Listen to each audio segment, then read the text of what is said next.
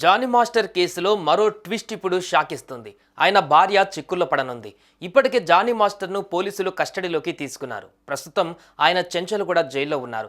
14 రోజుల పాటు విధించిన రిమాండ్లో ఆయన్ను పూర్తి స్థాయిలో విచారించనున్నారు పోలీసులు. మరి ఈ విషయంలో ఆయన భార్య చిక్కుల్లో పడడం ఏంటి అనేది ఇప్పుడు తెలుసుకుందాం.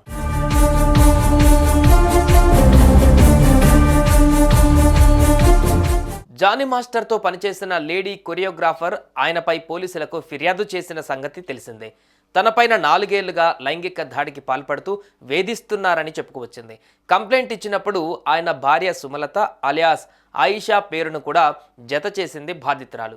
తన ఇంటికి వచ్చిన ఆయిషా కొట్టిందని, దుర్భాషలాడుతూ దూషించిందని చెప్పింది. దాన్ని పోలీసులు ఎఫ్ఐఆర్లో కూడా జతపరిచారు.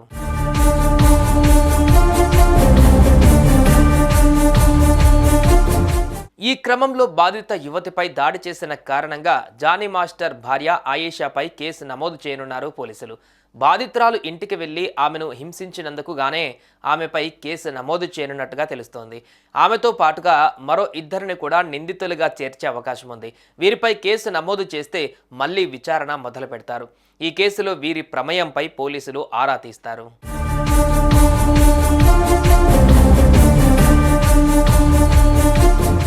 ఇప్పటికే జానీ మాస్టర్ భార్య ఈ కేసు విషయంలో స్పందించారు. తన భర్త తప్పు చేసినట్లు నిరూపిస్తే తానే వదిలేస్తానని చెప్పింది. మరోవైపు జానీ మాస్టర్ మాత్రం తన తప్పును ఒప్పుకున్నారు.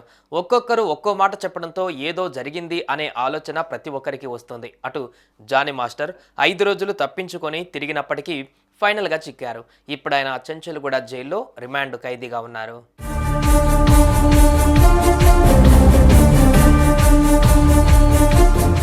బాధితురాలు ఇచ్చిన 40 పేజీల ఫిర్యాదుపైన పోలీసులు సమగ్ర విచారణ జరపనున్నారు. ప్రతి చిన్న డీటెయిల్ను కూడా అడగనున్నారు. అటు ఆయిషా పైన కేసు నమోదైతే ఈ కేసు మరింత లోతుకు వెళ్తుంది. చూడాలి మరి జానీ మాస్టర్ ఏం చెబుతారో, ఆయన వర్షన్ ఎలా ఉంటుందో.